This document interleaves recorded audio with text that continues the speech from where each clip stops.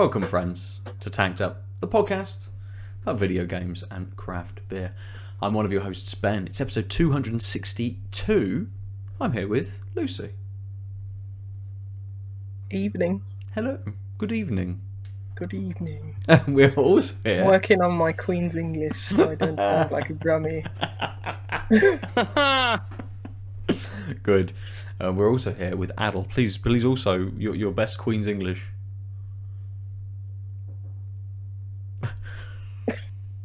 You just wave. That's as good as we can do. Yeah, no, Hello. I don't do that. I could do that, I suppose.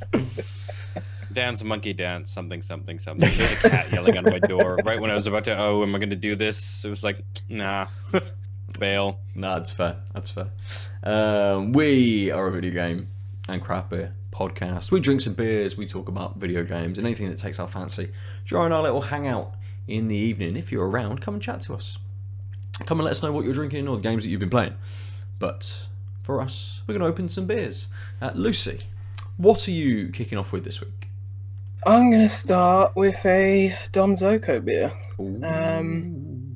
Don't usually see these. I was going to say in the wild. I haven't been in the wild in quite some time, but just usually just when I'm shopping around. So this is the Edge of Town beer. It's an old school IPA. It's 6%. It's a big old 500ml can, I believe. Yep, 500ml. Okay, let me read the flavor text. It says Edge of Town is an old school IPA, ripplingly bitter with American hops, Chinook, Columbus, and Citra, heavy in the whirlpool and dry hop. Intense resinous pine and spiky grapefruit is backed up with sweet caramel malt. Nice.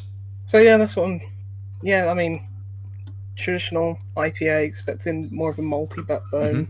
You know, probably come out a bit amberish in colour, rather these, very modern New England IPAs, which are just like juice, yellow juice. So yeah, looking forward to this. Good. I don't think I've ever had IPA from Donzoko. Lots of different sort of lagers and variations of. Yeah, never anything more. So it'll be interesting to see what you think. Yeah. Aadil, what are you going to open up? It's me. I'm going to drink from this glass. Good. I'm going to drink the Thanks for sharing. Viper and True collaboration series entry number 22, which is Viper and True and Verdant's Farmhouse Spelt Pills. Ooh. It's a 440ml can, 5.5%, 17 of your Ibus. The hops are Holler Tower Traditional, the yeast is Escarpment Labs Crispy Kvek, and Brettanomyces Q. The malts are Bark Pilsner, which is a barley, and Spelt, which is of course a wheat. Brewed with Verdant, this mixed fermentation beer draws inspiration from the iconic Pilsner style. Crispy Kvek yeast blend emulates the traditional clean profile of a Pilsner, but the higher fermentation temperature allows the Brettanomyces to express itself. A crisp, clean beer that will evolve to reveal more Brett funk in the months to come. Suitable for vegans. Good. It's also in a very It's shiny vagabond. can instead of the white ones that usually get with Viper and True, such that it's kind of difficult with a light facing my face to read the tin. Yeah. Their mixed fermentation beers have been without their white labels, I think, since they started. I remember the the thingy one I had, the beer festival one from last year. That one, which was part of that series. Again, it might have just been a white label with black writing on, without any of their big gold Yeah. sort of logos and images and stuff. Yeah. Nice. For me, I got two bigger beers today, both of which are from Boundary, and they come kind of direct from the brewery via Callum, long-time listener, who's been on the show as well before. You can go back and find the episode that Callum featured on. We've been swapping a few beers, so I sent him over some from some more local beers, including that Left-Handed Giant Utajijili, the Owl People, King of the Woodland beer. and he sent me over some beers from Boundary. So I'm going to crack into these. The first one is a double IPA at 8%, and it is called, rather long, I Was Never Sure How Much of You I Could Let In. It is dry hopped with 22 grams per litre of Nelson Sauvin and Mosaic. So we'll see. That's the only flavour text I get. As I say, it's 8%. Cool. Fair. Lucy, we'll come back to you. Yeah, just poured it. Yeah, definitely getting a nice caramel, sweet kind of aroma to it. Looks lovely. It's a lovely colour. Yeah, as I thought. Yeah, it's quite hazy. So still got that going for it, but it's definitely like what you'd look at as like, oh yeah, that's an old school IPA colour. It's probably coming up a bit more reddish on the camera, but yeah, slightly orangey, slightly ambery. Put a nice 2-finger whitehead. Yeah. But yeah, getting a little bit of that citra on the smell as well. A little bit of citrus. Does look lovely. Yeah. Excuse me. This is proper old school. Do we call it old school now? I guess it is kind of traditional, maybe. Traditional, yeah. I guess, yeah. Middle school. Well, it's true that not many people are making IPAs like this, but yeah, definitely right out the gate, getting that like nice maltiness, and it's very bitter, which is good.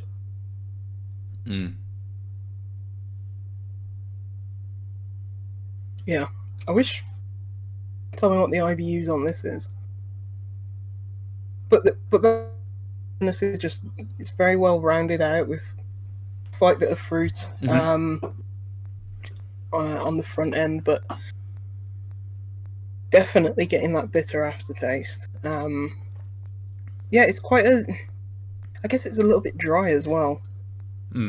So, you know, you're encouraged to go back for that extra sip.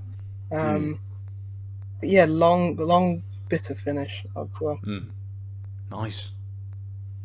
Sounds great. Yeah, I mean, if you're new to drinking craft beer, then maybe you haven't had a traditional old school IPA, but this is just like, yes, this is what they were. And, you know, there's nothing wrong with reiterating, you know, like, not reiterating, like iterating on style and changing things up, but sometimes, yeah, you just want a good old bitter beer. Yeah, absolutely. I think there's lots of more or younger kind of breweries stepping into that as well. You know, lots of them doing milds at the moment.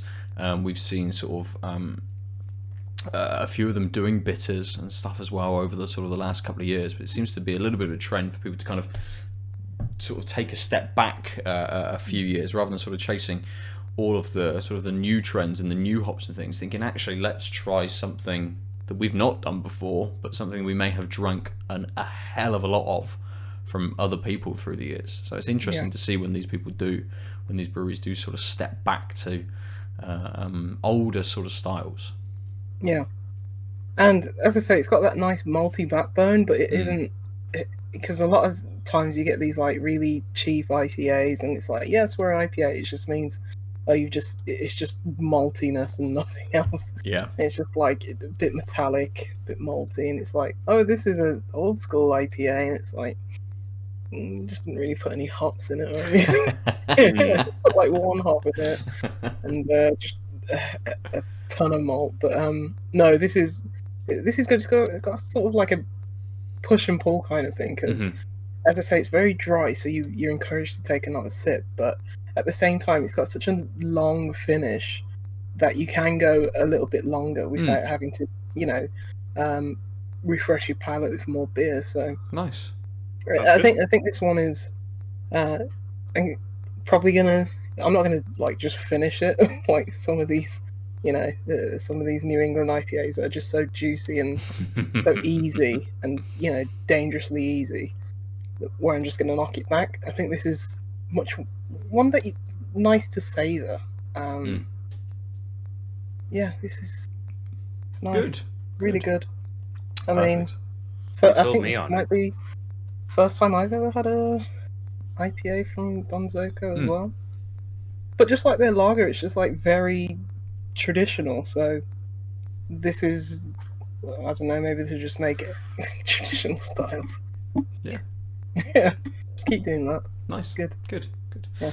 I think one last thing, just like the alcohol, I think it's 6%, but I think maybe it's that bitterness that's just making it a bit more heavy, because I'd say it's about medium bodied, but okay, it feels like you're getting that alcohol and you're getting quite a heavy beer, but that might be owing to the bitterness more than the actual body and alcohol content. But yeah, I'm just gonna chill out. Yeah, carry on. Nice. Aadil, we'll come to you then for the Wiper and True Verdant collaboration. First off, on the pour, you could smell that yeast, and especially the Brett coming off of it. Also, it pours, as you can see, like for a farmhouse pills, it's pretty clear, but not transparent. Right, you can see my finger through it, but you can't see the details. Which, for something, I think it said something like a clean pills. It's like, right, you can tell that this is farmhouse style, right? It's a Pilsner lager, but it's still going to be a little dirtier, so to speak. Yes. Nasty.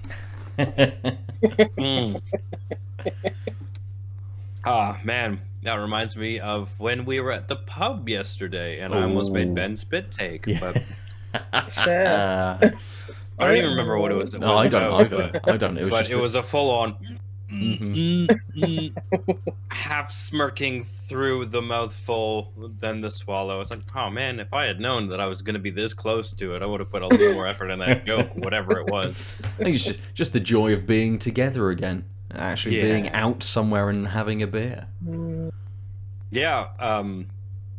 Okay, so sidebar. It was kind of ironic that we planned to go with people we haven't seen much of because of ye old pandemic, but actually because of ye old weather of Britain. Yeah, the only people who showed up were Ben and I, and it was like, oh, I see you several times a week for a chat online.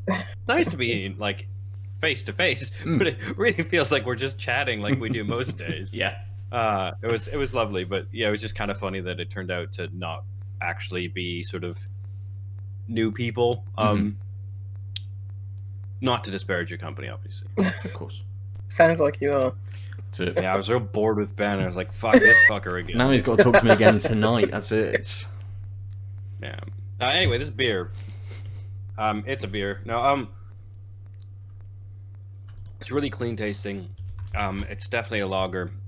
That sort of slightly nutty, lagery Pilsner aftertaste is quite light. And I think this is probably from the yeast, but it's got a bit of a lemony upswing on the finish, which helps fight back the kind of dry, less pleasant aftertaste you sometimes get with lagers. So I think it's really well designed that way, where it's like, this is a farmhouse lager. It's clearly a Pilsner. It's not. It's a Wiper and True, so it's quite light in all the flavors, but they're not. It's like nuanced, right? Not weak. And this is doing the same thing. Yeah. I mean, there's a slight citrusiness throughout. I see what they're saying on multiple sips about the Brett coming in, giving it a bit more earthiness, making it a bit less like a standard lager, giving it something else to look for, which is nice because it's still got the light airiness of a Pils or a farmhouse ale even. But the more I'm having it, the more I'm getting something else, and I think it's the thing they bragged about on the can about the Brett coming through. I'm feeling different flavors, a little more earthiness, that tartiness, like I said, that citrus upswing, which I actually think is just other things fading away, but it just means that it finishes quite refreshing while having a bit of this dankness and still the sort of lagery aftertaste. Just because it has that citrus swing on the near the finish, it just helps you not like you be okay with it instead of like, oh yeah, now I'm at the bad part of the lager. I'll just keep drinking more and get to the good parts again, which you often have. Or at least I find that the way lagers finish isn't to my taste, and so it's nice to have that taste so that it's still clearly doing the thing, but like again in this like nuanced way where it's being balanced out by something. I really like that finish. Nice. But it's really quick to get there. So I'm not sure. I think I'm going to take small sips quite often. Take sort of because like I babble about the taste curve. The whole taste curve is quite short from start to finish because it's just a lightish beer. So for me to experience all those moments, I just don't have to wait that long between sips, but I also don't need big sips to get there.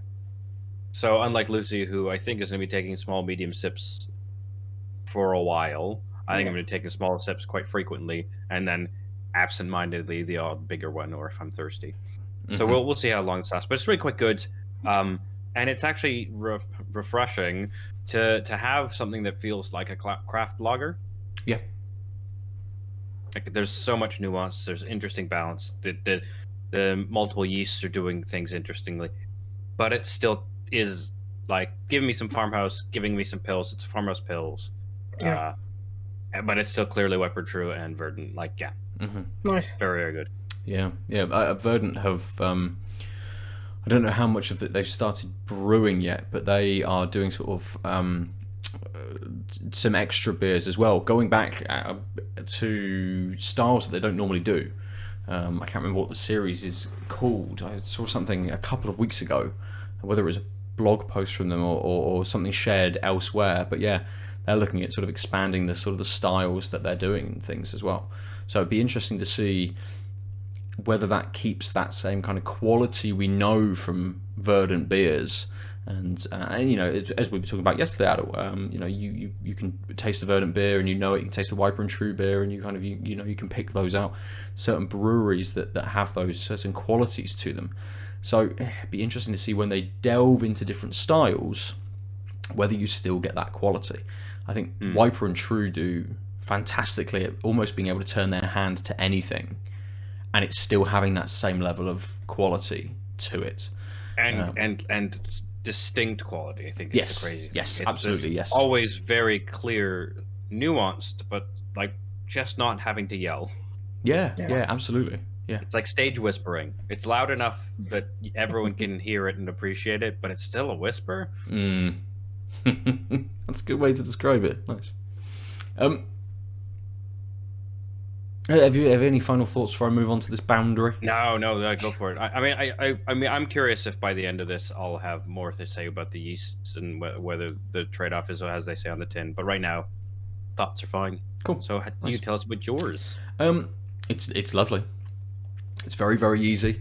I've already sunk a little bit, but it's super kind of thick in the glass, very orangey in colour.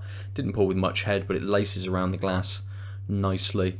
As soon as I cracked the can, you did get that fruity aroma coming off, a little bit of pininess on the nose as well, which was very very nice as I cracked it. In the flavour, you're getting that Nelson so much. There's a lot of grape on this, absolutely loads of it, and it gives it that slightly more dry flavour and feel to it without it being too dry. So it sort of sticks around quite nicely. There's also maybe a little bit of mango in there, sort of backing it up. A little bit of citrus in as well. But it's a very nice sort of full flavour. You know, you get the grape, you get a little bit of fruit, you get a little bit of citrus in there as well. A very, very slight sweetness kind of towards the end, which does give away that it's a bit more of a bigger beer as well. So you kind of get that this is up towards, and it is 8%. You feel that on the beer, definitely. But it's very easy. It's just... I think they've used Nelson really, really well in this. and balanced it with that mosaic perfectly. So it's not one or the other of those. They flow and blend together very, very well. So this is an excellently balanced beer. Could do with it having a bit more of a bitter finish. Okay. I think if this did have more bitterness on the end, and maybe a little bit of a lasting bitterness, this would be an absolutely like 5-star beer. It's just missing that little bit. You're mentioning, I think you've turned yourself off, Aadil. I can see your mouth moving, but couldn't hear you. Yeah.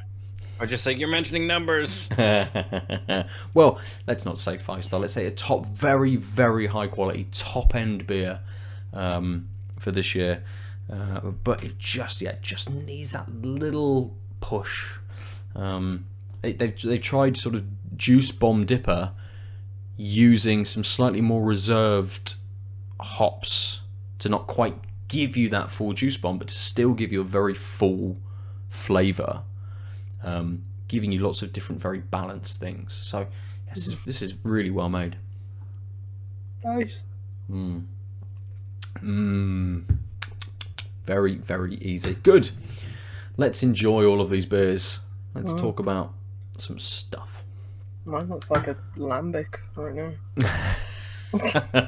All the heads just gone. Just hold it up to the light, and she's like, "Yep, perfect." This is exactly it. We when we were out yesterday at Left-Handed Giant, someone had just ordered a bottle of Cantillon, and we were like, do we? We probably do.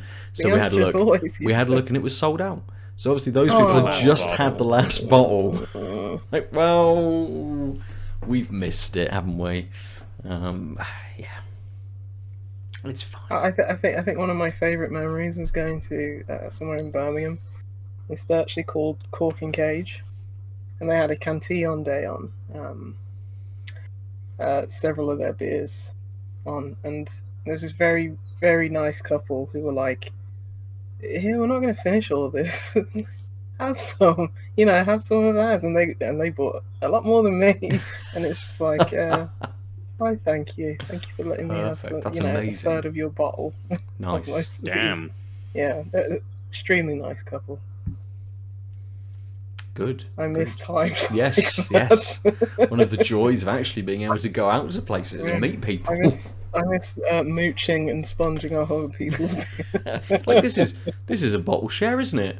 You just turn up with a little bottle of Punk IPA and just put it on the table. Oh no, not even on. Oh no, I'd never live that down. I'd have to go to church like right afterwards. And just,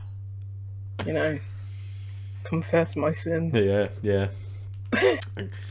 Cool. Right. Let's kick into sort of the games that we've been playing. I think I might jump in quickly just to talk about Genesis Noir from Feral Cat Den and Fellow Traveller, I think might be the publisher. Yes, they're the publisher. Yeah. We provided a code through Evolve. And I've been sort of sat on it for a little while. Having seen a few stills of it, I didn't really feel like I was in the mood for this very artsy sort of what's billed again as like a point and click adventure game. And I would suggest my chat about this is going to be similar to my chat about Buildings Have Feelings too, in that it is a point and click game, but it's a really, really abstract point and click game. And I think that really works for it, but also is a little to its detriment.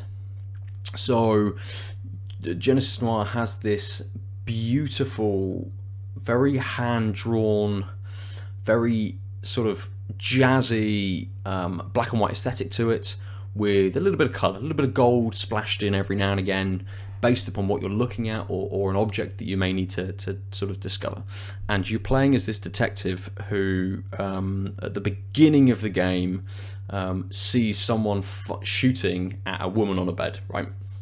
And the story is all about kind of that relationship how the detective fits into that relationship, but told within the genesis of the universe and life itself, and then even going further than that as well, and looking into the future. What do you mean artsy fartsy? Come on, Ben. This is. I don't think I said fartsy. Okay. I mean, it's I think beautiful. someone was thinking fartsy. It is absolutely beautiful, and there's some absolutely lovely kind of effects when you're kind of the motion isn't like man walking along. It's kind of, it's almost that kind of slightly, not still frame kind of images, but it will pause at very good times rather than the man just sort of walking along. It's an arm swing, and then you move across the screen and his arms in the next sort of position. Like old school animation. Yes, it's sort of like, you know, and it fits that 50s kind of vibe as well in terms of sort of the jazz. A lot of really good music in this, but it kind of really pulls away from that towards the end of the game as well, and goes absolutely nuts in a really, really good way, and plays with colour and a few other things fantastically in sort of what it looks to do, and breaks from the aesthetic that you're kind of used to in a very good sort of way. I think the way I'd quickly describe it is, speaking of the 50s, it's like Dumbo's acid trip. It is. It's like you almost you're sort of sat in the 50s, and it's like you almost jump into the late 60s for sort of the end of the game, having taken a fuckload of drugs, and it's just been like, hey, we're just gonna do some stuff, right? We've kind of progressed through the story in terms of the characters that we've got, but also up to kind of modern day in terms of the history of how things have got to this point. And now we can kind of hypothesize massively about where things will go and what the sort of cyclical relationship is of this sort of like time traveling kind of detective that you're playing as, and all of this sort of stuff. And it melds those two sort of elements of that story in very, very well. So well that at times you're sort of sat like, how is this? How does this relate back to the characters? I can see where they're going with this, and then suddenly it will. And like, right, I completely get it. Yeah, I see exactly what I've just experienced and how that works with these characters, and why this character is then portrayed as kind of, you know, one of the beings that created the universe, sort of thing, and why the woman that he obviously loves or has feelings for is sort of called a god at the beginning of this game. So there's lots of stuff that ties in really, really well. So aesthetic, music, story, all works really, really well. My only issue with it is that the point and click aspects of it is even more abstract than than the art style. So there are very classic point and click sort of things. Click on this, it comes up, and you go, right, yeah, this is the thing I needed to find. It will then progress me into the next sort of scene. Occasionally you've got to hunt for some stuff, which is fine, and there's sort of red herrings about, and it just might be, oh, here is just a thing. It has no bearing on what you're doing. It might give you a little bit of exposition, but nothing sort of else, and you're not expected to carry anything along with you. So there's no sort of like inventory management or creating things that go, it's just, here is a thing, cool, we now move the story along. Or here is a thing, it doesn't do anything, keep looking for what is sort of next. And you have different areas where you're walking sort of either along a 2D plane, you might then be walking in a sort of 3D environment. It mixes that up a little bit too, which that slight shift in perspective is occasionally awkward in this sort of with the point and click mechanics. You're like, where is the next thing that it expects me to do? Like, it doesn't signpost that very well. It kind of just wants you to explore around without giving you many cues as to that you should explore around. And it's the only thing that kind of not annoyed me, but that I just felt wasn't quite as developed as the rest of this. And I did have a bug where my cursor just stayed as a tiny little dot Normally when you hover over things, it will change the icon to say what you can do. So whether it is something you can look at, a space that you can move into, an arrow to be able to sort of move around the screen, just stayed as a dot to everything. I had to just click on everything. I'm like, no, I don't want to do this. I quit out, went back into the game, and it fixed itself. Okay. But it put me PC? right, on PC, yeah, on through Game Pass. Okay. But it put me right back at the beginning of the chapter, and I didn't realise that I was right at the end of the chapter. So I played the whole thing through again. Literally had one thing to click on, and it would have put me out of the end of that chapter. So then I was just like, well, it's another 20 minutes to go through that, but I knew exactly kind of what I was doing. And actually, but part of that awkwardness and part of, I think, why it's sort of a very abstract kind of point and click is during that chapter, which happened to be talking about kind of life starting up. You go kind of under the sea, and there's lots of shapes, and it's meant to give you the impression that these kinds of single-celled organisms were the ones that then evolved into creatures. And you have sort of sequences where there's just these things floating in the sea, and all you've got to do is hover your cursor over all of them, and they will create a shape, and that's it. And I'm like, okay, it's not really kind of point and clicky or puzzly. You're just making me do something with the cursor to kind of move on. So it's like almost like it, at times there's gameplay, at times there's just not quite enough. Mm-hmm. And I think most of the time there's not quite enough. There's not a huge amount of gameplay through this. It is very much it's not quite a visual novel. There is bits to do, and there are occasional bits where you come up against a guy playing the double bass, and you've got this saxophone, and you start to play it, and you have to match. There's 4 tiles, and you've got 4 tiles, a slightly different kind of. They angle across the screen, and his 4 tiles will angle across the screen like this, and they'll light up in sequence, and you have to match that, and it does that sort of several times. So there are parts of this which feel more interactive than a lot of the other stuff, which kind of just felt like do something here, rather than just sort of watching what we're trying to tell you. There's something to do, but it didn't detract much, apart from my cursor changing into a tiny dot and it making it very hard to know what I was sort of looking to do. That didn't detract really at all from wanting to experience this absolutely nuts story and experiencing this aesthetic and kind of the journey that it was sort of taking me on. So I think it's very well made, really well put together. And the studios. How long was it? I don't know. Does Game Pass tell you how long you've played something not on for? PC. We went over this where we tried to figure it out. How long to be? I think it's only like 2-3 hours. About 3.5 hours, something like that. I think it was a little longer than I thought it was going to be. Only because when you choose a chapter to play through, you've got 4.5 hours. Yeah. Oh, really? Was it really? Wow. Okay. So sorry.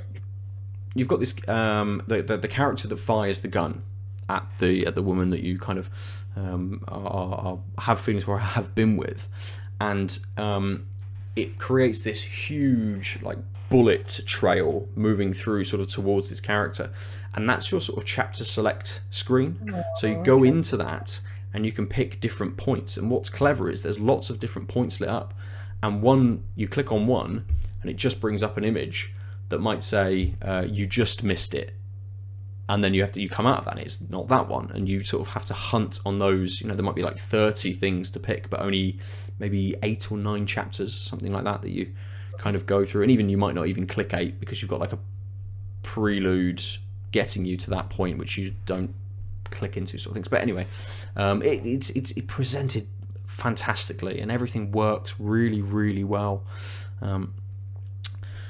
But yeah, a couple of little things which, for that short amount of time, I was more than happy to just brush past.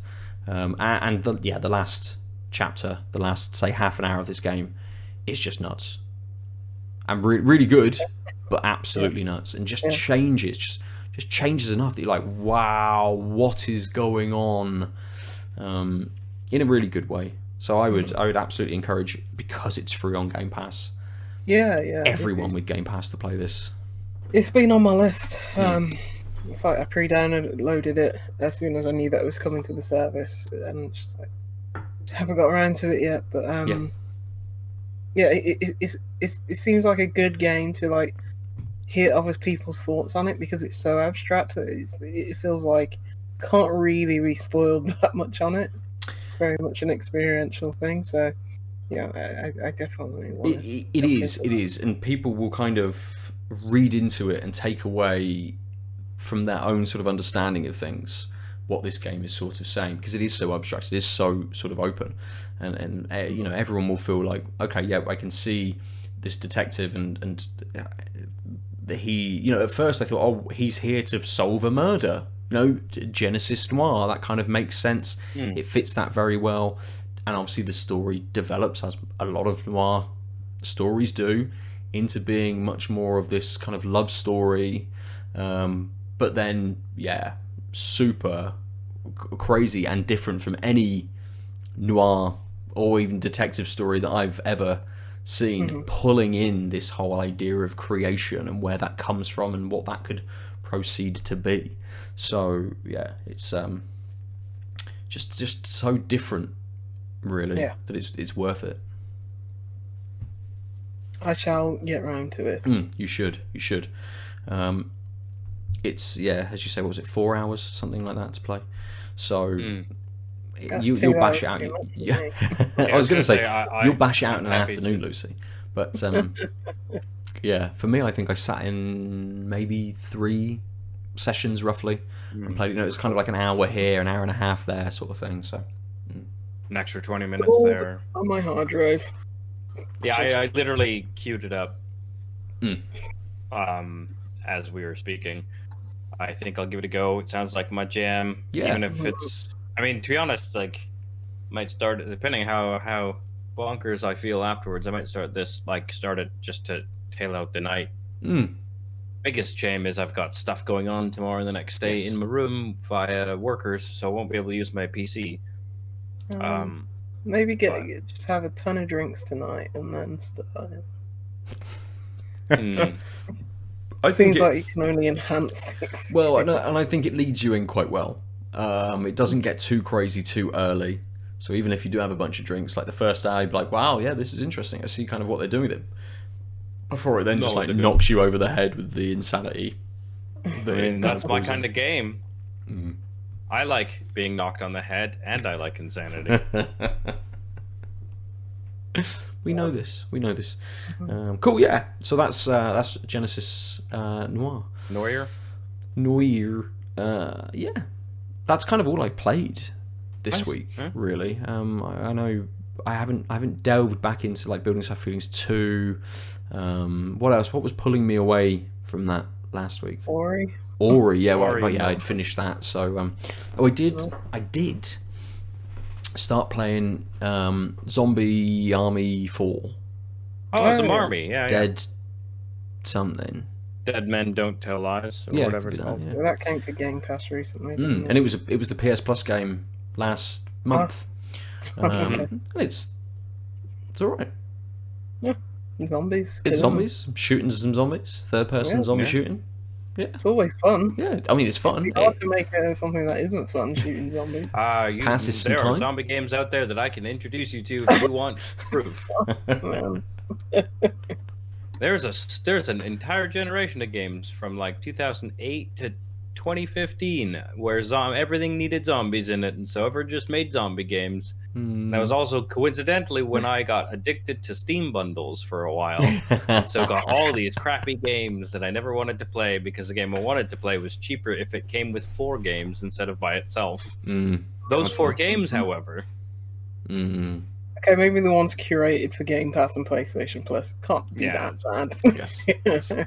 Well, it was a zombie heavy month because it was Days Gone as well. Days Gone, yeah. Which I think, if you've got limited time, you've got PS Plus, and you've picked up both games, I think I'd go with Days Gone.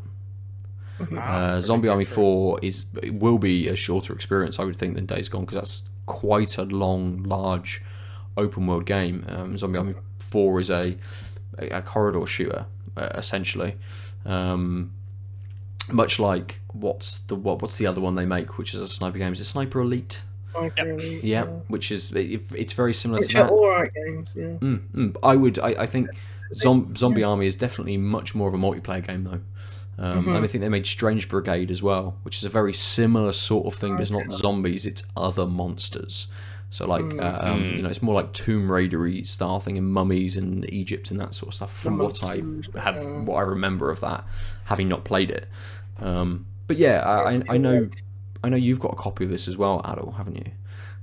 Yes. And I think I was just going to ask you if we might be able to find a time to play. Yes. Multiplayer, because I think that's the Zombie Army game is more geared towards that, as far as I know. Number 4.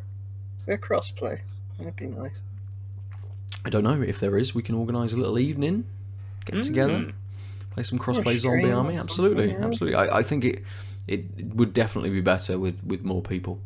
It'd be nice to see how that scales up as well with kind of extra people, because I haven't found it that difficult. So I liked Call of Duty Zombies. Yeah. In Black Ops. I was going to say from which game, Lucy? From not the last 6 Call of Duties, from Black Ops and the one before where the zombies were originally in. Was it Modern Warfare? No, the first one was World of War. Boy. Well, yeah, one of them. World of War was the first zombies one. Yeah, Call of Duty God of War. And yeah, but that got a bit too like, okay, we need to put this doohickey here into this wall and do this and do that. I was just like, I just want to shoot zombies and board up some windows. You lot go do that stuff. So I always preferred the maps which were just like very simple. Simple ones, like, absolutely, yeah. Board up windows, shoot people, not say, okay, we need to get Nixon over here and Zombie Nixon? No, one of the players was Nixon, actual Nixon, wasn't he? Who is it? Nixon. It was like some, yeah. Anyway, I just know Reagan's in the latest one. It made people. Was it Reagan? Was it? The new one's Reagan. In them? Oh yeah, because they have like actual like proper. Oh yes, the controversy around animated Reagan. Yes. Yeah, and it's Thatcher in there and just really. Call of Duty, the Falklands. Everyone just goes fucking nuts. Jesus. I mean, yeah. For those of our viewers who don't know, the newest Call of Duty game has Reagan cast as if everything he did was right, even though since then people have been like, those are wrong, including conservatives. Like, we don't really think that was a good move. Now, in this game, Reagan's the paragon of great, and you are shooting guns because that's the right thing to do, even as you break international law. Hurrah, video games aren't political. I mean, there's no politics in it at all. No politics whatsoever. Not influential as cultural artifacts at all. Nothing positing the United States of America as being, better than anyone else or anything. It's we don't get any of that in games. There in the middle, isn't it? Yep. Yeah. Good. Before we dive into more beers, we've got a few minutes. It's fine. You guys are, like I said. Basically, what happened was my light beer was light. So I'm happy to start chatting about a couple of the games I played over the past couple of weeks. Yes. Cool. While you'll catch up. Nice. Yeah, absolutely. I'll get the first one, and then I'll be good and ready to go for my second beer. Sounds good. I think I'll start with so there's. What is the time? Yeah, I can probably talk about all 3 of them. So, Ben, I think you know which 3 these are, because I think you were in the back seat for 2 of them, and I know you watched the stream earlier today. Yes. But last week, I started the stream with PogoChamp, which I won't say a lot about, because it's a small game. The dev hopped in the chat, and it was nice to chat with him. But it's essentially kind of what you would think. You're a crash test dummy on a pogo stick, and you're trying to get to the goal within a certain amount of time. And if you get there fast, you get 3 stars. If you get there not so fast, you get 2 stars. And if you get there, you get 1. But it's got some really good physics. Amazing. Oh, it's great. I just but heard like pogoing across the piano. Yes, yeah. deceptively hard level, that one. Oh my god, this is Well, I think it's almost brilliant. pogo in a straight line. You're like, yeah, I can do that. Oh, No, I can't. This Yeah, is pretty basically the crash test with dummies Yes. game that I played too much of as a kid. Yeah. So basically, and like so you have to worry about, you can like how powerful you make your jump, and when you land, you have to time hitting jump again, so that you can get the full power on the next rebound. But also you have full control of your tilt, which means on flat ground you have to not tilt a little to the left or a little to the right if you're trying to go forward. Turns out that's a challenge. But as soon as they introduced like hills and plains that are different, that's when I stopped doing well for a while, because it was like I figured out how to like accelerate and get good jumps forward, but then it's like, but if I land on this like slope that is angled away from me, then no matter how much forward momentum I have going into that bounce, I'm going to bounce back from that, reflecting that angle, because it's just angle of incidence equals angle of refraction. Which I understood the physics, but I didn't understand with my fingies, and I did poorly. It was very fun to watch. Yeah, there was a couple levels where it's like, I am very bad at this, but that's okay.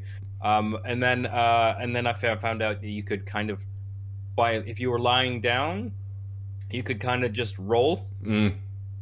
There's a couple levels where I just rolled through the level, didn't even bother jumping once. But basically, you would only get a game over on your run if your head hit something. So, like, you bounced into a wall, or like bounced into a flip and landed on your head, bounced into a pillar.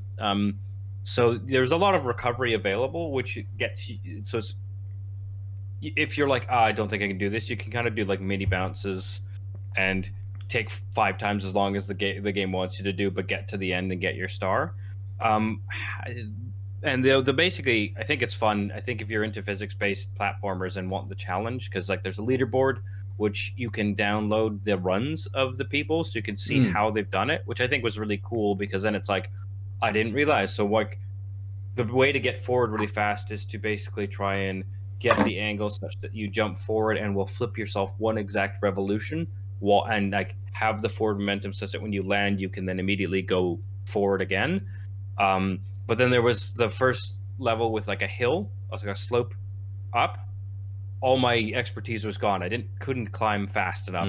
And we looked at the replay of the number 1 guy, and he flipped backwards into the back wall, such that when he flipped back forwards up the slope, he had enough momentum that he just powered up, and he did it in 2.5 seconds, and I could barely get it in 20. It was like super humbling, because I was like, I now understand the strat. I will never be able to do this strat. Yes. It is absolutely one of those games where you think, this is the best way to do it. Someone has shown me. I will never do this. Yeah. Yeah.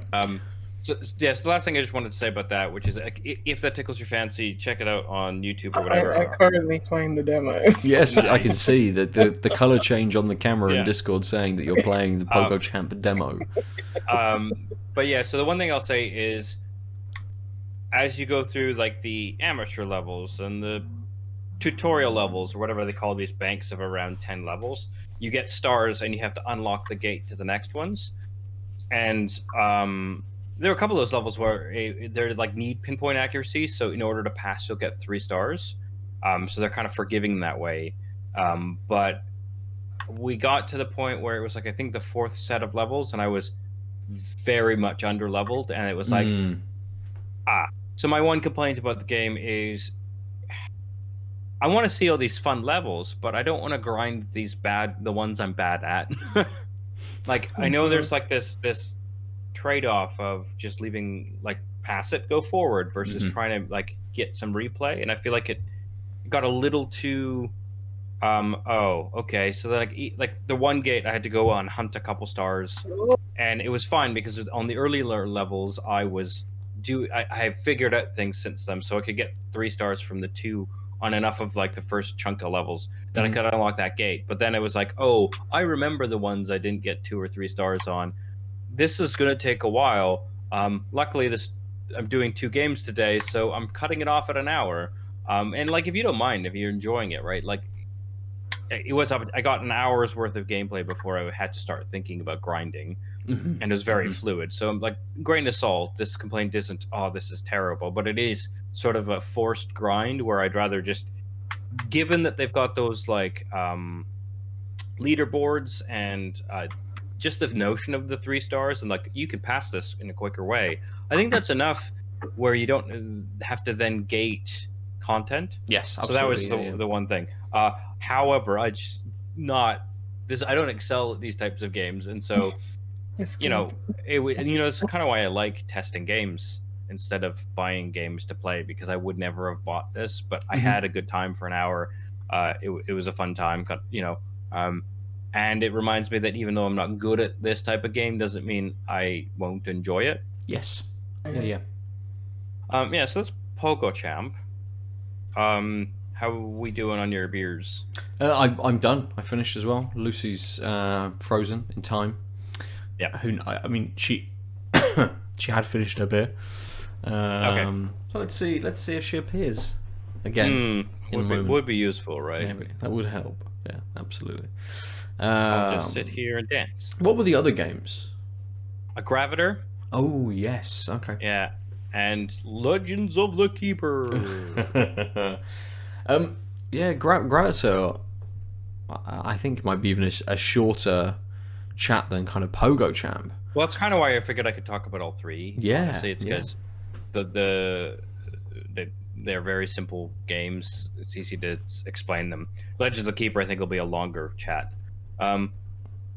Let's just awkwardly message Lucy. She's gone. There she goes. And on the stream, you can see just our heads. Wait. Hey, you're back. Oh, guys. Pogo fucked you up. Did you? Oh, wow. Ben, I just saw the stream catch up to when Lucy dropped and you could see how you've done the overlay. It's very good, yes. Inside baseball. Sorry. I don't know if it was quitting out of the Pogo game. I was just going to say that there was this unicycle, like medieval game. And you're just balancing on this unicycle. I think I spoke about it on the Balance a Lot. Yeah, which is like cool. Pretty like similar. Lancelot? Yeah. Yeah, Lancelot? It's brutal. It's you're having to like go through like these medieval tapestries on this unicycle in a joust, and you're just tipping backwards and forwards, and as soon as you like tip one way or the other, it's like game over, and you have to start from the checkpoint again. Absolutely brutal, nice. but it's fun. It reminds me of PogoChamp. The evolution of co-op, isn't it? These games. Yes, absolutely. Oh, co-op. Such fun memories. Yeah. Yes. And by that I mean, I'm smiling while going. That's co-op to me. Yeah, I think that's maybe what to I should people. look at like like Bennett Foddy one. It was like mad speedruns. I want to find a speedrun of Balance a Lot. Just people doing the nuts. speedrun on Bennett Foddy is like real quick. It's like 1 minute or something. It's crazy. I don't think it's called. What is it called? It's in my Steam library somewhere. Which one? Which? The one where you're in a pot, getting over it with Bennett. That's Foddy. like getting over it with Bennett Foddy. Yeah. Yeah. Yeah. I was rubbish. I was shit at that game. I remember. I'm gonna surprise no one when I say I own it and forgot to install it or play it. I think I got it in like a bundle, and I was just like, I definitely got it in a bundle. Whilst you reevaluate your life based upon not installing that game, should we open some more beers? Yeah. I don't have a more beer. I have a boundary beer. Baby, Lucy, what are you gonna open? What's your next beer? Sorry, just watching this speed run. This is checked out of the pod. Just like... I'm getting in one of my 5 a day, and I am having Ooh. broccoli. Yeah, from Other Half. It is a double dry hopped Imperial India Pale Ale. Sorry, double dry hopped Imperial IPA. 7.9%. So, where are they getting the Imperial from? It's a double. I know that's double dry hopped actually, but Imperial IPA 7.9. What makes it Imperial then? They didn't want to say it was just a double. America? Imperial. Oh yeah, maybe does it come in just maybe? a pint I don't know. of X mils? Yes, they've measured it in imperial. That's what it is. Well, it is 16 fluid ounces, which is what, 500 ml can. Yeah.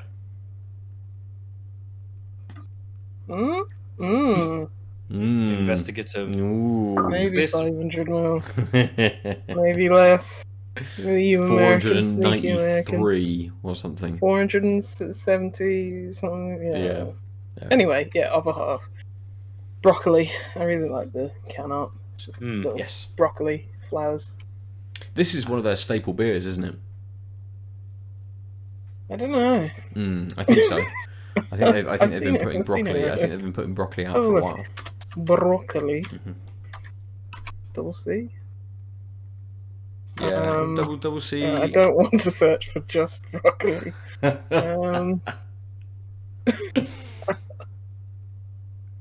Oh, okay. There's some flavor text on the actual website, which is good because there's nothing. On the tin, just the broccoli. Nothing that I can see on the can. Okay. Oh, that's a different coloured broccoli. I think it's the same thing though. It's got Cascade, Halito Blanc, Mosaic, and Simcoe in it apparently. Nice. Yeah, there's different coloured broccoli. Broccolis. Brocca flowers. Aadil, what are you drinking? Sorry, that caught me off guard. I think I picked the mic with that very weird chuckly laugh. I am drinking from Boundary. It's an 8% Imperial Cookie Stout with blueberry and vanilla, and it is called "I Hear You've Been Looking for Me." I don't actually think it's said with that drawl at all, but you know. And of course, so no flavor text, gorgeous art though, love the can, really like how they have these very sort of brushed style, but with color blocking, and then they're very big, not sans serif text, just solid. So so it's a Imperial Cookie Stout, and it is 8%. Cookie. So Boundary Day, it is. Yeah. Did you pick up a Boundary because you knew I was drinking them, or was this just catch your fancy when you went out to look for beers? This actually, I did grabbed a bunch of beers that caught my fancy using my Beer 52 credit a couple weeks ago, and this is one of the ones where I was like, I think I'll save it for the podcast rather than drink it whenever. But so I got a couple Boundaries in that. Yeah, just mostly because it had been a while since I had a Boundary because I haven't seen it in my usual shops. Sorry, just poured beer all over myself. Nice. I'm trying to smell it, and it just. Perfect. That's your spillage. I mean, not quite as dramatic as what Aadil and I have previously done, but you've caught us up. I think this might be the first time you've done something like that on the pod. The can was very full. Yeah, a couple months ago, not even. I think was when I punched a beer at my television. Yes. Yeah. Good. I'm also going to drink another Boundary. Again, sent over from Callum, so thank you very much for that, Callum. This is an Imperial Stout with coffee, chipotle, vanilla, and coconut, called A Practical Guide to... Okay. On to the first one. Yep. It's 12.2%. I had no idea this beer was this big when I When picked you it up to drink it. He sent me another Boundary beer, which was just an IPA, and I had that kind of over the weekend, thinking, yeah, I'll have the other two. There's a stout, I can finish my night off on that. I had no idea it was 12.2%, but it does have a tiny bit of text. The next in our coffee beer series with Root and Branch, a sumptuous imperial stout with coffee, chipotle, vanilla, and coconut, as it said on the front. That's it. That's everything. It's got roughly a year on the best before, so freshly brewed. I shall crack it open. We'll come back to you, Lucy. Smells good. Very tropical and fruity. Not too wet smelling. I smell like a wet dog after pouring beer in. Yeah, nice tropical fruity smell. Very, very thick, very hazy. Yeah. Ooh, very nice.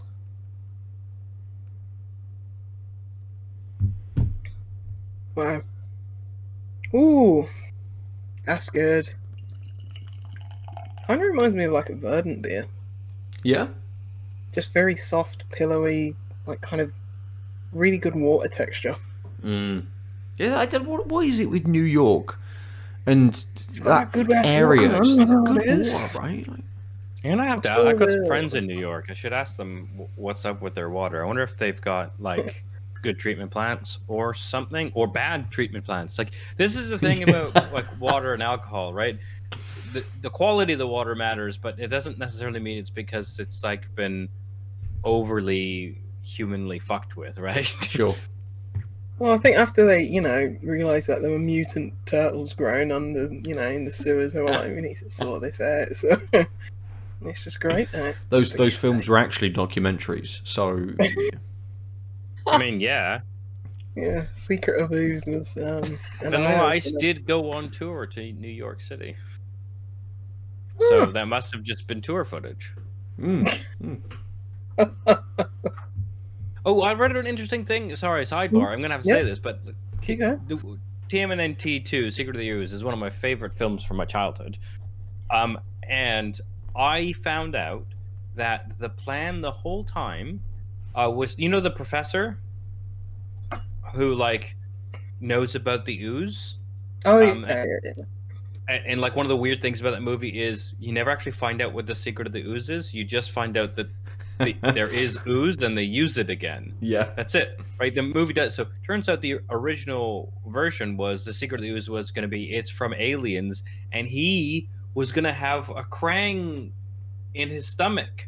He was going to be of the Krang race, but using a human body, and that's why he was kind of a weirdo scientist. It wasn't that he was like 90s movie weirdo scientist. He was an alien in a body. Yeah. And I'm kind of sad we never got to see that scene. I agree. Yeah. Anyway. Studio cuts, I would expect. No lie. I was just looking. I was like looking on Amazon. I was like, okay, why do I not own the trilogy? Because the third one's probably not actually worth it. I know. I was looking at Which is the third one? Second, I was The like, one where they're samurai. How much are they like? The third one, the one where they're samurai.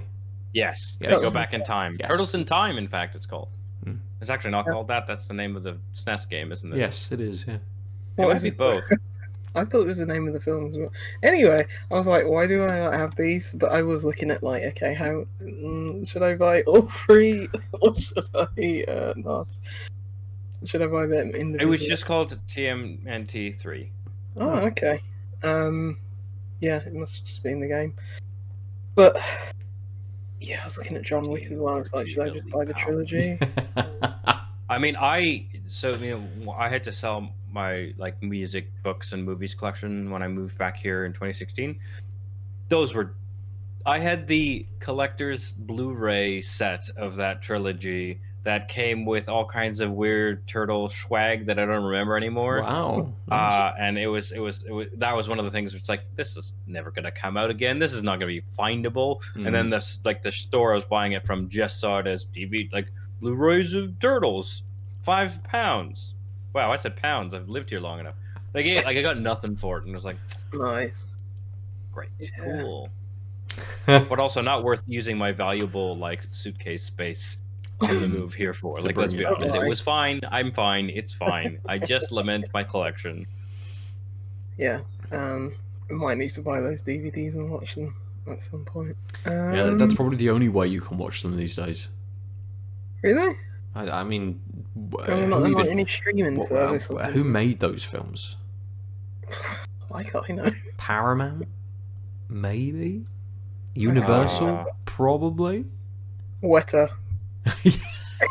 Definitely wasn't. Oh, actually, I lied. The one thing that was great about that box set was I came with a toque that said Teenage Mutant Ninja Turtles on it, and I still own that toque. It's just at my parents' house. Sorry, that makes me feel a lot better. I didn't lose the toque. We now need to see pictures of this. Thank God. Yeah. Anyway, where were we about beers? I think beers. We were talking about New York beers. Yeah, you can tell it's double dry hop because it has so much fruitiness on it. It's just you get that tropical, get those tropical aromas, and it just follows through right into the taste as well. Mm-hmm. Oh, this is a good beer. I might have to just go live in New York or something. Mate, you've for like a week. You've smashed where out. I could afford the rent. Yeah, you've smashed out kind of like northeastern United States beers over the last few kind of weeks, and almost consistently they have been excellent. Yeah, this is up there with one of the best ones. It's up there with like that. It was an Equilibrium beer, wasn't it? Yeah. I think it was like Fractal, one of the Fractal ones. This is just so good. It's so soft. It's so easy. I mean, 7.9% is not what I'd consider imperial strength, so it's not very boozy. But even so, even at 7.9, like you'd think you'd taste a bit of the alcohol. Nothing on this. It's just so good. It's so full. So, as I said, soft, pillowy. It's got a nice bit of pininess on it, but it's just so well balanced, and just the great water quality, the nice, just heaps and heaps of fruit. I mean, for the last beer, if you're looking for bitterness, go for that, but this doesn't have that much, but I'd take this, just the fruitiness and the softness, and how easy it is over a traditional IPA any day, to be honest. I've been assimilated into new IPA culture, but this is just so good. It's crazy. I want 10 of these. Yeah, it's crazy the difference in, or how sort of forward, I guess, the United States were with these more modern kind of beers that everyone now in the UK kind of produces. And how they were sort of, maybe a little bit longer, kind of ahead of years ahead of the UK, but they still are consistently fantastic. Yeah, this is. I was talking about the Big Hot Pillow. I don't know if I was talking it on the podcast, but the Big Hot Pillow from Dare, I said, like, just give me 20 of these and I'll knock them all back and die a happy woman. Just, I'll take this. This is so good. I want more. Because I was looking on Left Field beer is where I usually get all these American beers from. And I was like, obviously drawn to the can art. It's a bunch of broccolis. But I was at first I was like, okay, I want to put this in my basket. Out of stock. But then when I went back for another order, it's like in stock. Oh, nice. Glad. So good. Dangerous though. What are they doing over there? What are they costing you? Like £8 a pop, £9 a pop? Oh god, yeah. I think it was. Yeah, it was somewhere around the £8 mark. Yeah. But Oof. it's worth every penny. I'd rather buy this than unfortunately to say, like maybe some other beers over here that are going for like £8. Sure, yeah. That's fair. And if you're gonna spend that much, that seems like a reasonable place to spend. Yeah, completely. Yeah, I'd easily trade kind of the normal kind of beer runs that I do, and buy say 3 or 4 beers from there at that higher price, and then just drink Wiper and True and Arbor and those locally available beers that I can buy for £3 a pop, which are consistent and good. And be like, right, now here are the big hitters. Here are those kind of £8-9 beers, which will be kind of mind blowing and just consistently fantastic. Yeah, and this beer's got a bit of sweetness to it, but it doesn't feel like artificial sweetness. It doesn't feel like someone just packed like puree into it or something, and you just feel the sugar collecting on your teeth. This feels like as natural as it can get, but like.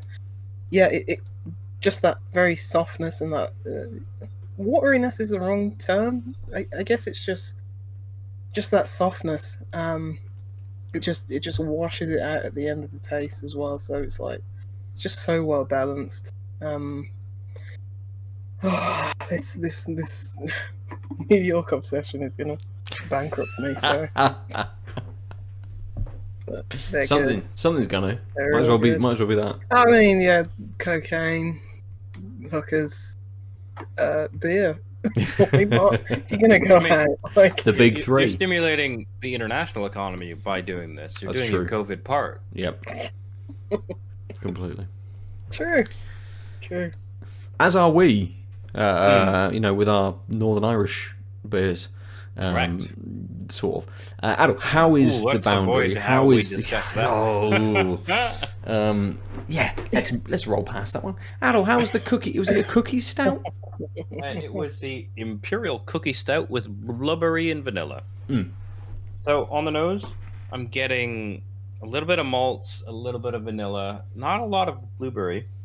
But there's a. Take it back though. Not a little bit of malts. Sorry, it's just like. There's a sort of sweet malts and vanilla that does sort of I think more like cookie dough than or the smell of fresh cookies, but from 2 rooms away, so quite light. But then underneath that, when I got my nose nice and close, there was oh yes, but also we burned these things, and I've got this lovely burnt undertone on the nose.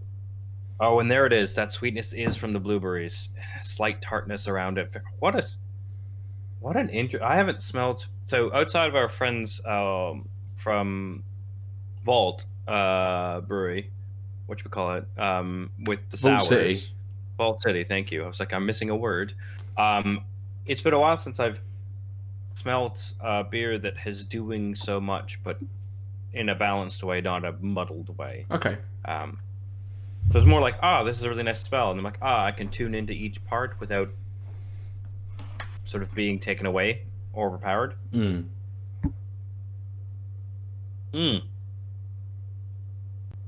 But that blueberry though, pardon me, that blueberry tartness and sweetness is very strange.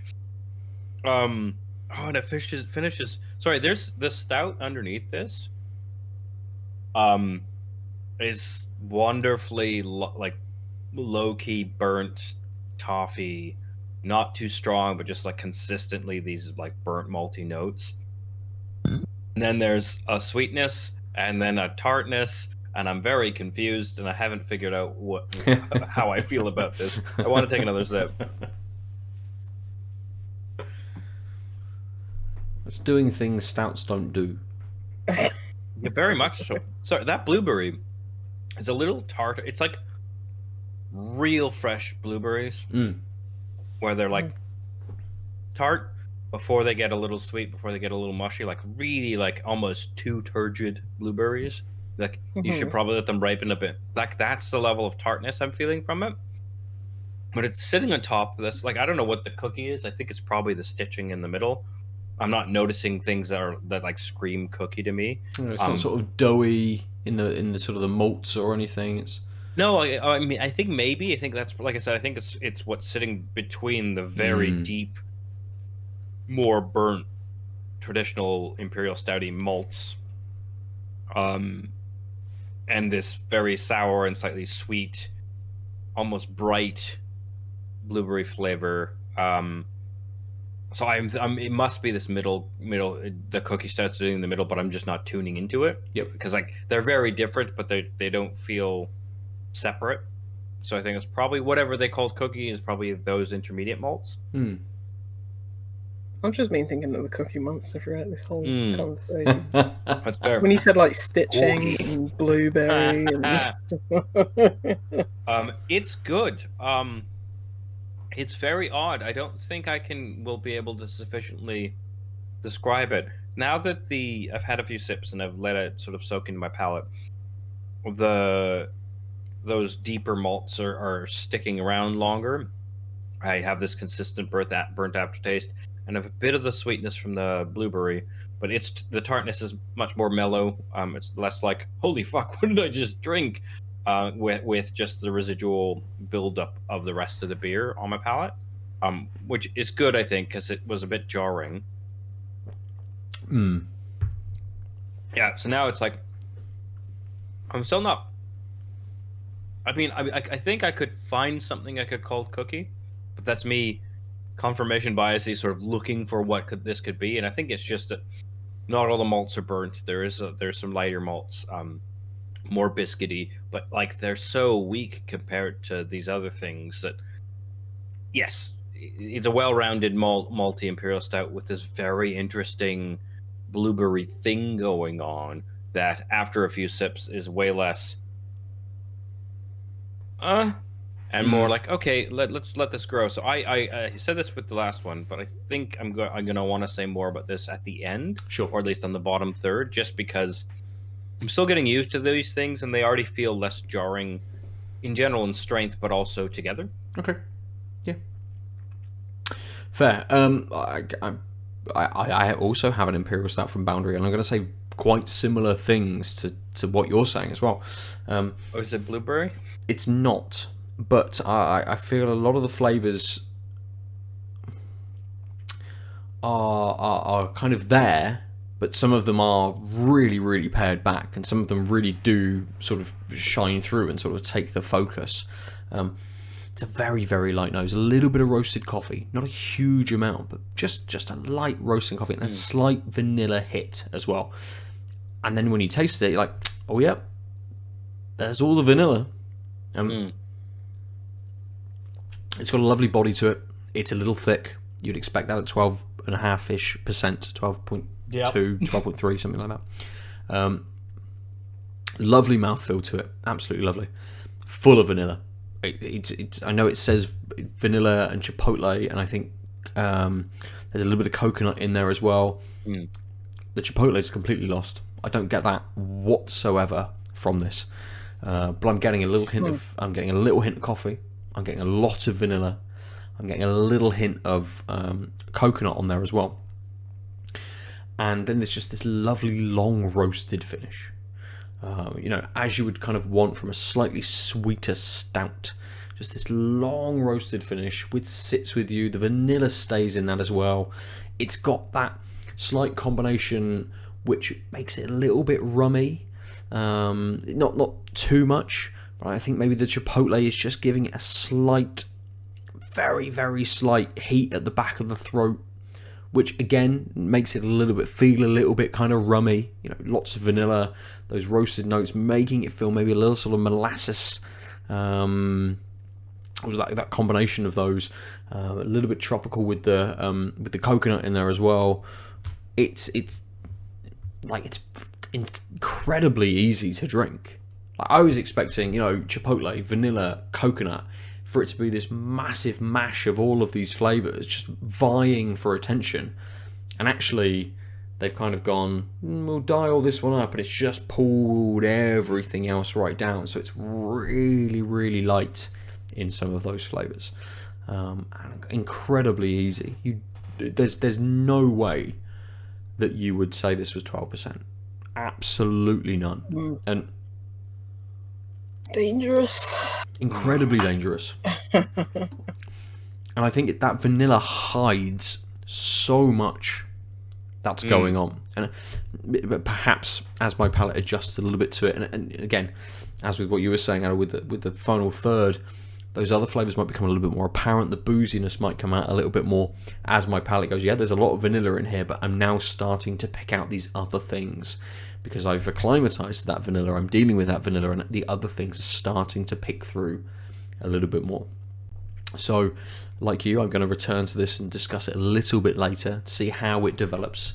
Whether that dipper, even though it's lighter than this, may be slightly affecting that flavour as well, kind of coming off of the back of it. So we will jump back into our games. We've talked about beer and tangented a little bit longer than we normally would. And I know you've got 2 more games to talk about, Aadil, but it might be to fit Lucy and we just hit one. That's fine. I haven't really played anything so crazy. Plus, I hogged 40 minutes last week anyway, so we're all good. Yeah, okay, cool. Well then, I won't. I mean, also the Graviter is the second game I played last week. I think Ben's right. There's not a lot to say.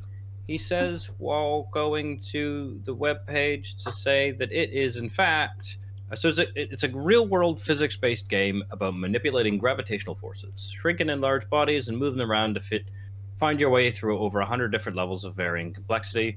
You're basically a dot, and you want to get through the screen where there's these little I'm a little annoyed because the splash screen in the intro showed you're trying to find your space cat. And then none of the levels did any narrative, but they were like, this part of the story. These 20 levels. And then it's like, collect the paw prints. Go to the next thing and collect the paw prints. And it's fine if you don't have a narrative, but don't tell me you've got a narrative and then don't give me a narrative.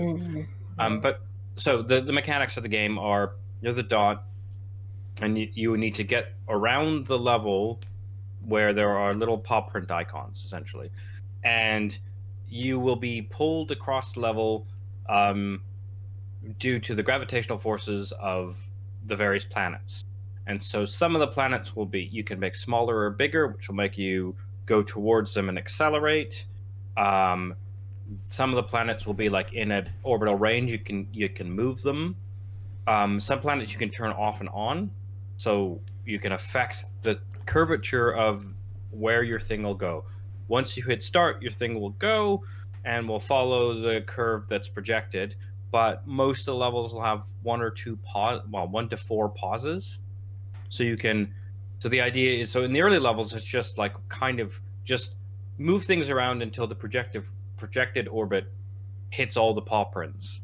Hit play, you've hit all the paw prints. And it's a really good way of introducing how the different types of, so for example, the moving a planet around it within a circle, basically changing its position but not its size, how that's mostly about bending the whatever the curvature of your spaceship or whatever you are, rather than changing its shape that much, while the planet that's either on or off will dramatically change, because it's literally just suddenly there's a gravitational force here and suddenly there isn't, so it can dramatically change what the curve looks like. And then of course in the middle of those two is I have a planet and it's going to be in this position and I can make it bigger or smaller, and so that'll really bend the shape of the curve rather than just sort of shift it a bit.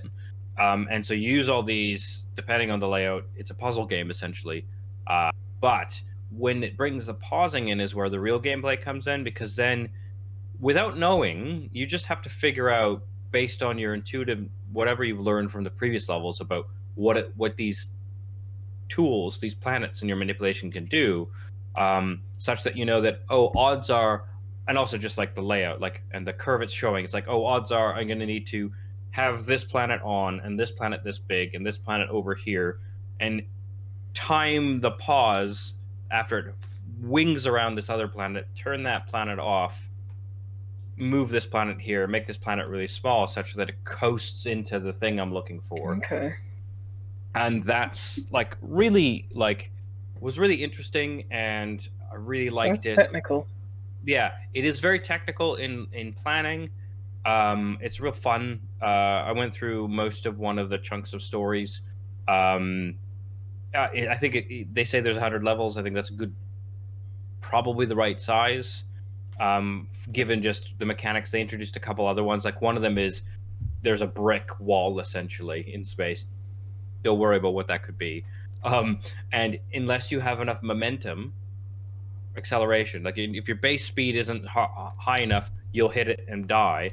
So you need to have enough gravity such that your thing is going fast enough it'll break through. And so they add a couple other things as you go along. Really, really interesting. But mostly it's a puzzle game. And then the frustrating part came in. Basically, there was one level where I just didn't know what I was doing, and I totally understand that that's just the way it is. But there's a few levels of those. So there's that level, but a couple others where the time between hitting start and pause, the timing of getting the pause right was way more twitchy than the rest of the game was. Yes. So I got into a nice, really good rhythm. Like I think Ben can vouch for it. Was doing pretty well. It was kind of a few attempts getting through. A couple times where I'm like curve cheating, of like I don't know what to do. I'll just move things around until that curve gets to the right place, or I know when to pause, so then I can then kind of cheat by moving things around to figure out how I'm supposed to finish. But that's fine, right? Like I think that's part of the gameplay loop they've designed. But then suddenly it became like the only way to get the only way I can get through this squidgy space is if I'm doing everything over here. But if I don't hit pause at the right moment, then when I move everything over here, I'm just going to fly off into space and I don't get my ship back, or whatever we want to call me.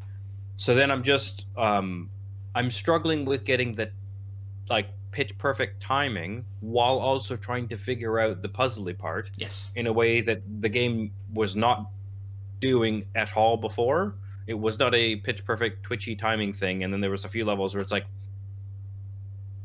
and so then you get paranoid. But like the worst part is you could earn pauses, bonus pauses that are sensibly to like make the game easier, because you could like, hey, you should be able to do this with 4 pauses, but you've got this bank of 4 pauses, so use one now. Except what ended up happening was, because I hit pause too early, unpause, hit pause again, I've burnt 2 pauses, but I have a bank. Yeah. Or I'm really trying to get that twitch right, and I'm trying to get the timing right there. And so I'm like just experimenting. But then if I experiment a little too much, it doesn't say like, do you want to start using your bonus pauses? It just starts using them. So then I didn't even notice I used a couple pauses, because I was just like, I'm trying to get the timing right on this really fast swing. No, that's too soon. No, that's too soon. Ah, there it is. Okay, go back. No, a little too soon still. There it is. Oh, I've used 2 of my 4 extra pauses, and now I think I finally figured out the level. And if I had known that beforehand, I could have used those pauses sort of proactively rather than accidentally to get through that hard level. But I had used them up by accident in prep, and it just felt it gave me the feel bads in a way that this game shouldn't have to, right? Sure. It did seem that very much from the way you were kind of playing it. It's a game which suggests, or at least leads itself to allowing you that flexibility, allowing you that experimentation, but actually then punishing you for that in suggesting that you've used all of these bonus things that you have, and that you then have to buy more of them through the success in other levels and getting whatever the currency was to then purchase more additional bonus pauses. So it's one where I think, as we were talking about kind of with PogoChamp and the way the sort of the stars worked and the gating was with that, with this it very much felt like it was just, that idea of having these pauses was kind of just put in as some kind of limit for people. But actually, it felt much more like you should be able to experiment and play and see where this kind of goes, and be like, oh, yeah, my ship went off into the ether of space. I can see how maybe I needed to do this, and this, and then experiment and try that and be like, oh no, actually I needed to do this, and this. And it is a puzzle game in that sense, but it blocks you quite significantly when it limits your ability to kind of do things and experiment and sort of play with that. Yeah, so I guess I'll follow up with that, is where it's like either you let unlimited pauses, but then people can kind of like just hammer on the pause and like slow-mo the game and play it in a way that's probably not what you want. Or I think the big thing is there was no where I got the field bads wasn't, oh, hey, I've got like a couple times I was like, I got 4 pauses. I'm going to abuse these 4 pauses on a couple runs to really figure out this first part and know that I won't succeed because I won't be able to change my positioning and everything afterwards.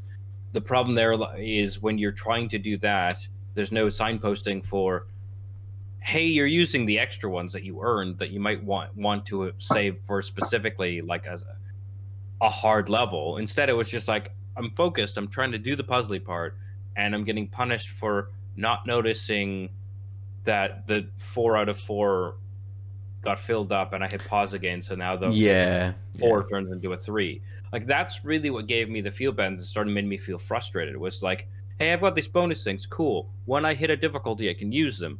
But actually, you just take them from me, and you're encouraging the type of gameplay where I'm more likely to stumble into accidentally doing that because there's no signposting. But I mean, that's like the bad part. It's not a big bad part, right? Like, I want to make sure that I'm not just being a negative Nelly here. I really enjoyed most of my hour with the game. I'll probably go back if I want sort of a puzzle experience. I really like that the physics feel like zippy, and like a couple puzzles.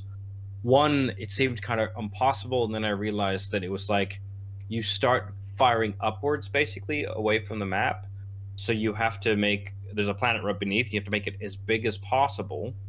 But then, in order to be able to control it such that you can get the like paw print that's sort of off in the bottom left corner, you need to time it such that you pause when it's off screen and then shrink the planet such that it doesn't accelerate, so you can actually calmly control it through a pause afterwards. Like, the 2 pause points, once you know where they are, it's a very simple level, but it's about like thinking, oh, it's the acceleration after it turns around off screen that by the time it gets on screen, no matter what I do, it's just going to hit this planet or like miss because I'm never going to be able to control it because it's going too fast. So it's like getting a feel for, well, it's heading off this far. I've played this level a couple times, so I know right about now it's turned around, so pause. Shrink the planet. It's going to start going here, and so now it's going to go at a leisurely pace or slightly quicker depending on how my timing is, and I can do something else. Great. That felt really good because I felt like I was learning the mechanics, and I had to predict the mechanics off screen, which was new for that level. Fantastic. So there's like really interesting things that like give you the feel goods. So yeah, Graviter. I think it's a neat sort of gravity-based puzzle game.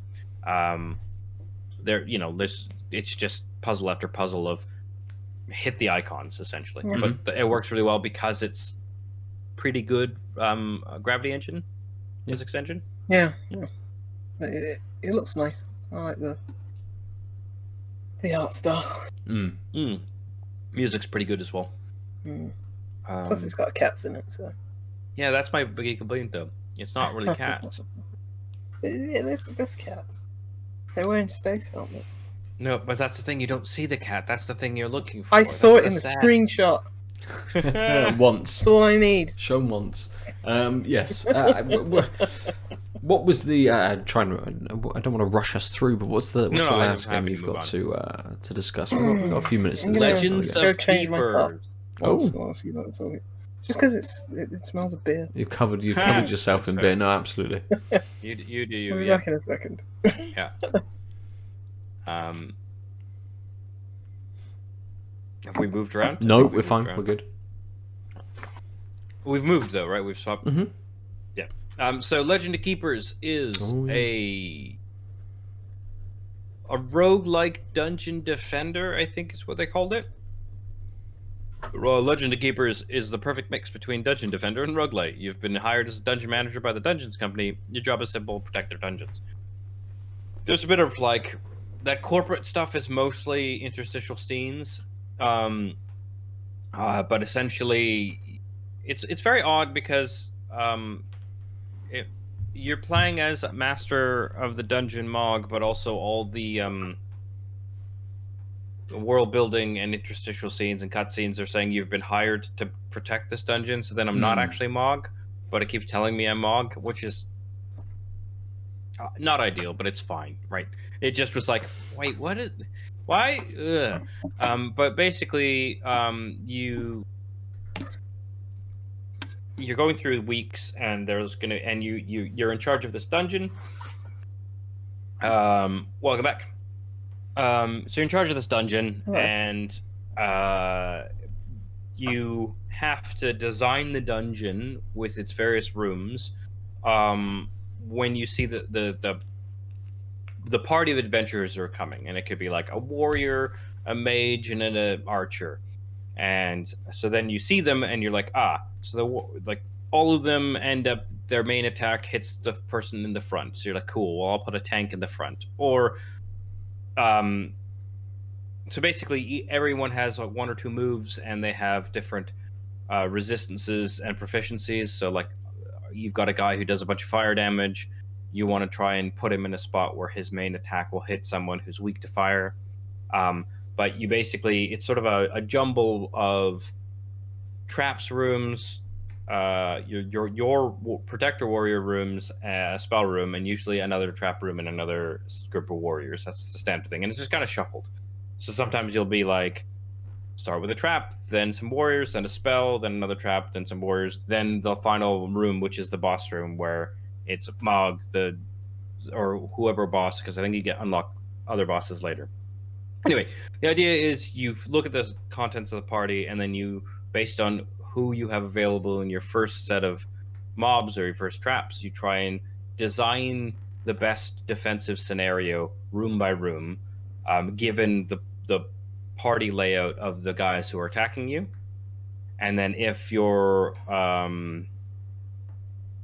monsters have multiple attacks, then you get to pick which one to happen in real time. But you basically, our run is, these guys show up. What do they look like? What do I have? I will put the layout of here's my layout of my room. Trap, monsters, spell, trap, monster, spell, let's say. So then I pick the trap I want to start with things with, and the traps could be direct damage, or they could be morale lowering, or they could be like the next group of warriors that you have will get a damage bonus, types of things.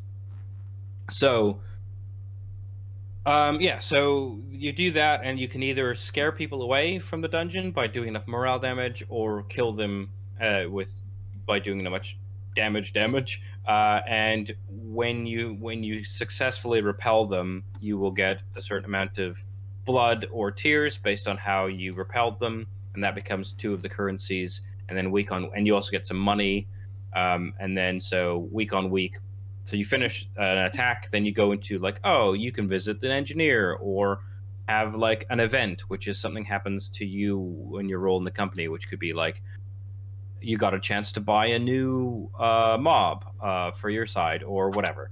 But most of the game, so it's like 2 loops. One is week on week, picking like managing your resources of money, blood, and tears to upgrade or buy new units, etc. And then the other is having the right layout, 2 different groups of your own monsters, such that you can slot them into any attacking group. So like, but you don't know beforehand. Like, you just have to have sort of, these guys are on team 1, these guys are on team 2. So you can't just, if you have like, say, a bunch of guys who are really strong against fire or with fire, and you put them all in the same group, then if the guys coming in are ice bound, you're probably hosed, and your entire team will wipe. So you have to like balance before, but you also can have, there's more people in the groups than you can only lay 3 people down in a room to defend. So it's like, okay, I've got 5 of these guys. These are the 3 best ones, given now that I know the layout of this adventuring party once I get there. So, and then you kind of have to remember that everyone in the first group is probably going to die. Yeah. So then, and anyone who dies loses a bit of morale, and it's RNG, whether it's 1 or 2 pips, basically.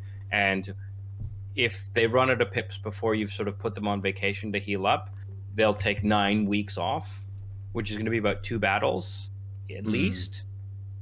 Or you can put them on layaway, and they'll increase 3 pips for every couple weeks that they're gone. So it's a nice little easy to kind of grep loop, but there's enough things going on. Like, some of the events are, hey, you can get this really cool artifact, but you've got to send this guy who is like a guy who was doing really well, and you're like, sure, yeah, I'll take that. That artifact sounds sweet. And then you realize that you've sent your unit away for 12 weeks essentially. So like, just like you aren't going to see him for most of the next hour, and I guess that's what you do. But I got this really cool artifact, and that's fine. So yes, interesting thing like that, but also like my last battle, for example, I did was like it tells you whether it's like a 1 to 5 difficulty battle. My last battle was a 5 difficulty, and I completely fucked up my arrangement of things because I before I'd gone through the weeks leading up to the battle, I was like, okay, make sure I have a tanky character in each group, blah blah blah blah blah. But one of the things that I went through the events was like, oh, you can get a bonus to make everyone bleed, like all the bad guys bleed, or something like that. It was like you can get a bonus against enemies. You just need to send this guy away. And I didn't really think about where he was, and he was my tank in my second group. And I just had 3 flimsy guys in my second group, and I was like, this is going to go really poorly because my first group I know is going to die because this is how the game runs. You never just kill people on like first encounter. And I basically made sure that I've got a very weak second group. Fuck. But you did really well. Turned out fine. Yeah. So I think that's... it's this kind of, it's this weird mix, isn't it? I think you get a little bit of that in the name, that it's this kind of Dungeon Keeper. They've taken inspiration from Dungeon Keeper. They've taken inspiration from Darkest Dungeon as well. Yeah, there's that idea of that passage of time, that kind of progression through for the the enemies as such coming through, and we didn't see much leveling up for kind of your character.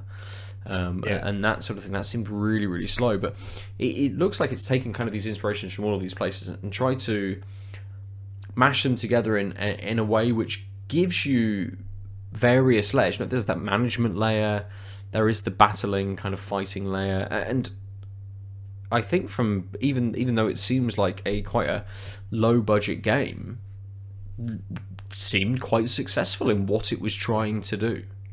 Oh, for sure. Yeah. So it seems like a small indie team. The art style is like pseudo 16-bit, I think, roughly, like kind of pixel-y, but with enough going on, and also some really great animations. Whoever did the Neerwolf, the skeleton dog's bite animation, great. Probably one of my favorite things art-wise in that game. But yeah, I think it's punching well. I think it's actually just... So we got this layout. The last room is so I was Mog, this weird centaur guy. You got a bunch of moves, and some of the things would give you like bonuses for Mog, and I never picked them because I was so rarely getting to the point where they got to the boss level. So why would I spend an upgrade on the boss rather than getting an upgrade to the things that are already being successful to like prevent the boss battles? Yes. And so like I played about an hour and a half, 45 minutes of it, and I think they got to me once because it was an early level where that was like clearly what you're like supposed to do, and then it was like the second to last run, and they got through, and then I quickly killed them. But other than that, it was just like not like the whole boss management side has talent points, etc. I earned 1 and never again, but it wasn't clear how I could earn them. But also, I kind of didn't care because I was barely using the boss. Yes, it didn't seem like you needed to at all. Yeah. Yeah. So, and that's what I mean about the difficulty. It was just a little too easy. I didn't really like. It then became like where I was feeling like I was succeeding was, hey, no one in my third group of monsters, right? So first group of 3, second group of 3, died. Cool, I did well at that. Like but that's like that goalpost is quite a bit further ahead. Suddenly it's just like I should only lose. I'm always going to lose this first round, but then I shouldn't lose the second one.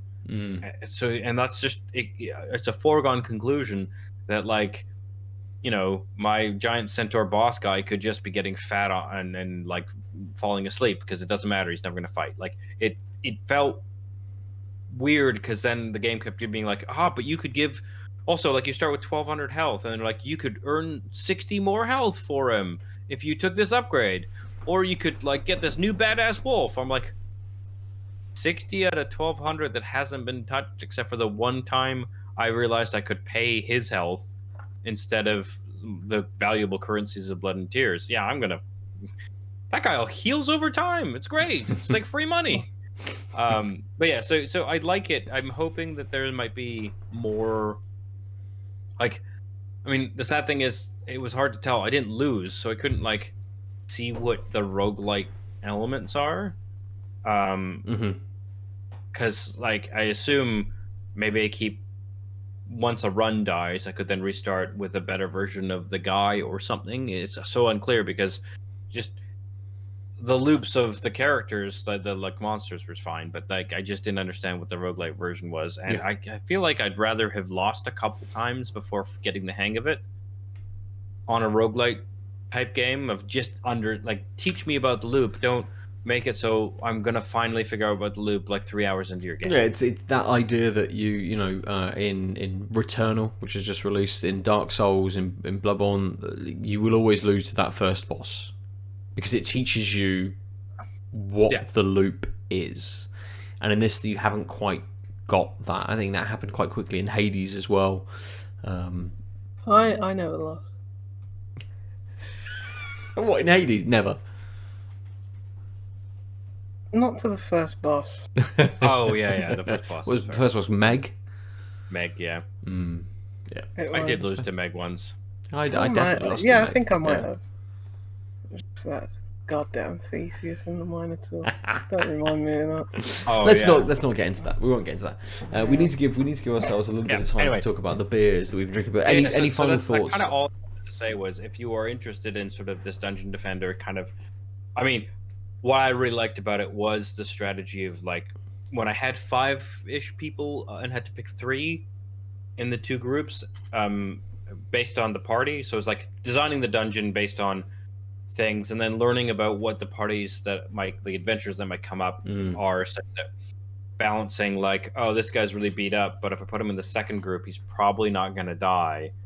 So I don't have to put him on Leo. I don't have to put him on resting.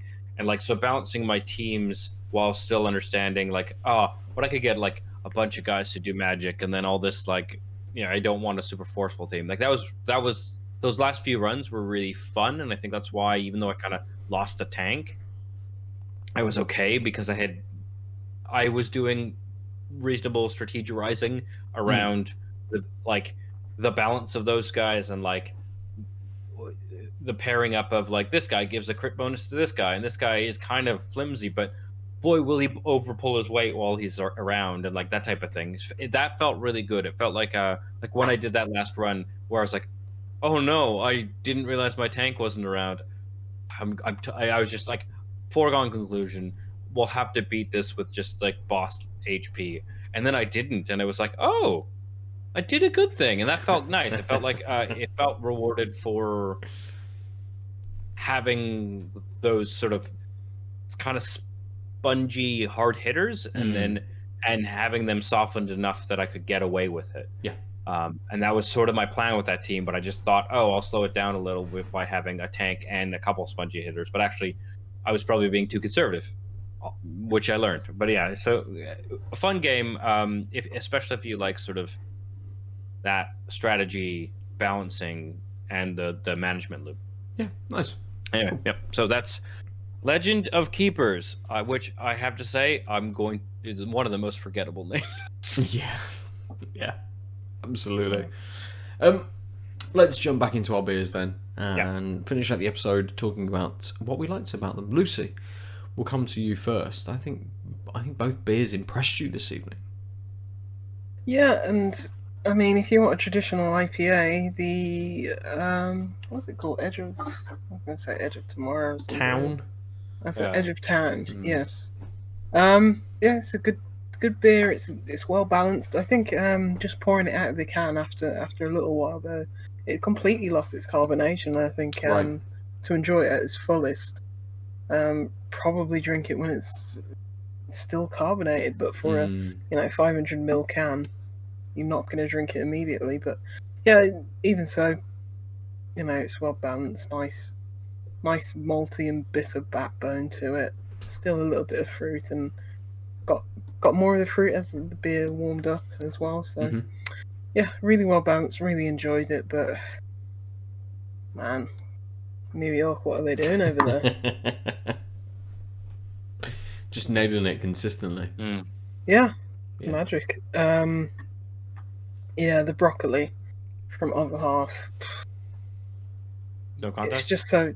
Sorry? Said no contest? Yeah.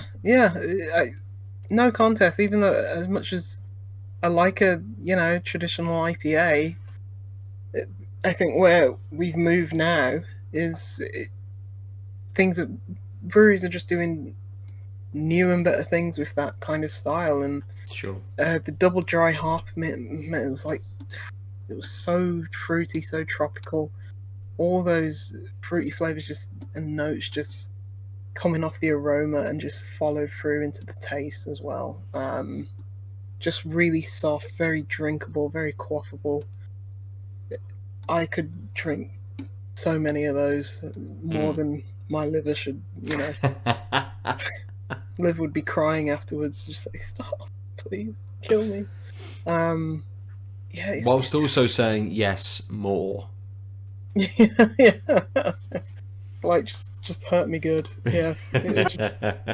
Just oh man, dude, if you can get your hands on it, just yeah. Because every time I've had like Equilibrium or Other Half this week, I liken them to, like, as soon as I drink it, it's like, oh, that's like Verdant, that's like Daya, because these are like the cream of the crop over here. Yeah. And to be on that standard, it's just, it's incredible. And I have yet to have a beer that I've, that has been imported that I haven't liked. So I really enjoyed that. I want more. I'm upset I dropped like 10 mils on my t-shirt. I might go wring it out. Yummy. Yeah, that's my broccoli. That's one of my favourite days. Nice. I could literally have five absolutely, for all time. That's all your vegetables done. I mean, that seems fair. Aadil, we'll come to you. It's me. It's a weird week this week. They're both odd beers. I saved a bit so I could have this moment. I'm wondering which way you're gonna go. I'm thinking it might be the first one. Hey, so the reason why is because this last third is exactly why I put the stop there. Now that I've got most of that Imperial Stout in me, I'm getting the blueberry is much more like embedded within. Okay. So I'm getting these lovely coffee roasted notes and this light bit of tart blueberry, and the vanilla is gone. I've just lost track of it. But that's fine. It works really well. It's much more stable and it feels much more whole than when I first had it, and it was like, holy shit, blueberries. Wait, there's a stout underneath that, right? Like, this feels like what I was hoping the initial taste would be, just because it feels much more pulled together. This feels like I could have a second one in the way that I was like novelty beer taste when I first had it. It took you on a journey. Yeah, it did, and I kind of want to reward that, but can't, because it took a little too long to do that. And even now, it's like they're much more enmeshed. But I think really it's just like I personally don't enjoy that tartness with that roasted deep stoutiness. I can recognize that they are working together right now, but that doesn't mean I'm like, oh, this is chef's kiss, right? It's like, oh, this is good. This is doing things together, but also what I like paired with this really excellent bottom layer is not what the top layer is. But I recognize that this is definitely personal preference, in the sense of like, this is a really well balanced beer that, like, it's interesting and worth finding if you're at all like, that sounds like maybe my jam. Do it, because it really does like solidify. It does come together later by the end of the 10 in a really great way. It's just at the end of the day, the blueberry is a little too tart, and the stout is a little too burnt coffee malty. You know what? This isn't the thing I aim for or want. While the Wyvern True Verdant Farmhouse Spelt Pills was just a really good example of a farmhouse that was a pilsner that was on farmhouse style, so not quite as clean, like we said earlier, a little dirty, but it had that like, hey, we're finishing like a pilsner, but here's a bit of lemon just to make it a little easier. Like, it's those little movements that, like, it's not a journey in the same way this was, but it's very consistent, and it's still nuanced and a very unique beer. But I would easily, like, so the only reason I wouldn't easily say another one of these is because I generally don't go for pills. This is a bad one of those, right? Sure. And I think that's the thing, is like, if I wanted another Imperial Stout, which is a thing I'm often wanting to do, I probably wouldn't take another one of these, but I wouldn't turn it down. Sure. Well, yeah. So I guess that's the thing. I think your love for stouts just crept up a bit more. I think. Yeah. It's just like, yeah, may not be the best of the style, but it's still a stout. Still Imperial stout. Yeah. But I have learned a thing, which is I really love sours now, but I don't want them really that close to my stouts. That's what I've learned. I think. Yeah. So that's me. Nice. This week it is the Wyvern True Verdant. I think I'm going to go similarly, because you're also going to pick my beer. Yes. As this Imperial Stout also unfolded, and that vanilla just died down a little bit, and more of those flavors were able to kind of push through. They still didn't push through very strongly, so the coconut, it then kind of takes over a little bit, and I'm still not getting a huge amount of the coffee. I'm not getting any of the chipotle still. It's just that vanilla has tempered down very slightly to then allow the coconut to just slide in a little bit more, and you then suddenly realize with that vanilla dropping down that, oh yes, this is a boozy beer. And that does kick in. I appreciate that. Absolutely. If it's a 12% beer, tell me it's a 12% beer. I've got absolutely no problem with that. But the vanilla hit it so much in that first third of the glass that when it does hit you, you're like, oh, wow, okay, sure. You could not know that this was a 12% beer within that first third at all. And then suddenly it kind of kicks in. I was wondering about the vanilla there, because it's such a good like pairing with sweet. But once you like adapt to it, absolutely, and it's quite jarring to suddenly be like, wow, this is very, very boozy, coming through with a little bit of coconut and not much else.